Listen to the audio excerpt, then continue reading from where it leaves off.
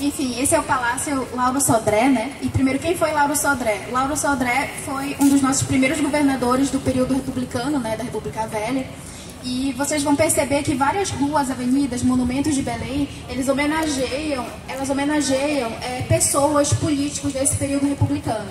Mas é interessante que, assim, ele governou de 1891 até 97. Então, ele viveu aqui, porque aqui é a casa dos governadores, né?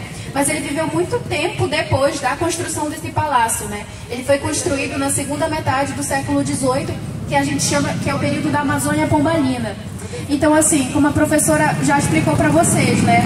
A Belém desse século era muito, muito diferente. Então, por exemplo, já existia aqui uma residência dos governadores, mas era basicamente um sobrado feito de taipa, né? Que é uma mistura de barro com cascalho. Então, a maioria das construções, das casas, tudo aqui na nossa cidade, era de taipa. Feito de maneira bem rudimentar, telhado de palha. Então, imagine a impressão, né, das pessoas em relação a esse palácio. Foi numa época, o Marquês de Pombal, durante esse período da Amazônia Pombalina, ele executou várias ações cujo principal objetivo era fortalecer a presença do Estado. Então, nada melhor do que construir um palácio justamente para representar essa autoridade do Estado. No caso, na época, né, do Reino de Portugal, porque vocês sabem que ainda o Brasil era uma colônia, né? E você tinha o Estado do Brasil e do Grão-Pará e do Maranhão, né? Nós estávamos nesse.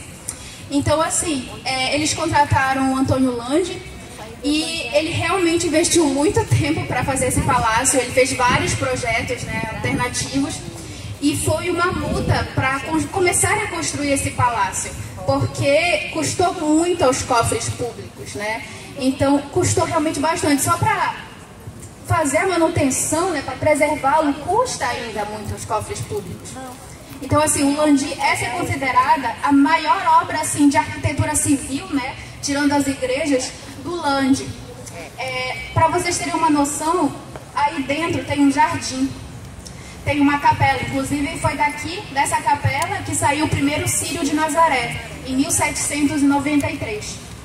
Né? Tinha um jardim aqui na frente, tinha um jardim do lado de trás, né, onde eles se reuniam para encontros, lógico, o pessoal da aristocracia, né? Então, esse palácio, ele se destaca pela sua monumentalidade. Ele tem todos os traços característicos do Landi, porque foi um projeto totalmente dele, né? Então, por exemplo, essa fachada, ele é caracterizado, o estilo do Landi, pelo barroco tardio, já com traços do neoclássico. Você vê aqui no corpo central dela, que ela tem 3 pavimentos, mas a sensação é como se fosse uma coisa só, né? Um corpo só. E ali no tímpano, que é a parte mais alta, onde tem aquele urubu pousado, tinha o brasão, né, do Reino de Portugal.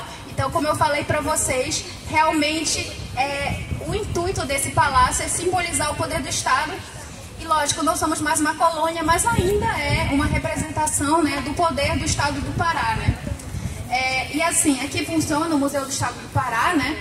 E basicamente é um museu que ele reúne vários tipos de registros, né, materiais, assim, fotografias, pinturas, móveis, tudo, acessórios, que contam sobre a história do nosso estado, né? Inclusive, uma parte do acervo dele veio do próprio palácio, né? Foi doado foi assim, adquirido pelo acervo, né? Doado pelo Estado. E, inclusive, ele começou lá no Centur, esse museu, depois ele passou por Palacete Faciola, que vocês sabem que ele passou por uma reforma recentemente, mas ele está desde 94 aqui. Então, gente, outra coisa que eu queria comentar é que para eles construírem esse palácio, eles tiveram que demolir várias casas, porque o sobrado que tinha aqui antes, ele era muito menor. Vocês não têm noção de como isso assombrou as pessoas, assim, custou bastante para os cofres públicos.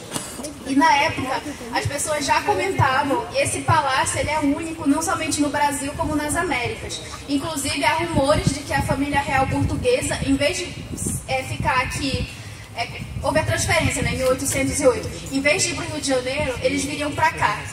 Porque a Amazônia era a menina dos olhos, né, do Reino de Portugal. Então, eles queriam garantir o seu domínio sobre a Amazônia. Então, esse palácio seria para a família real, e por isso que ele foi feito dessa maneira, né? Tão grande, tão luxuoso. É isso, gente. Obrigada.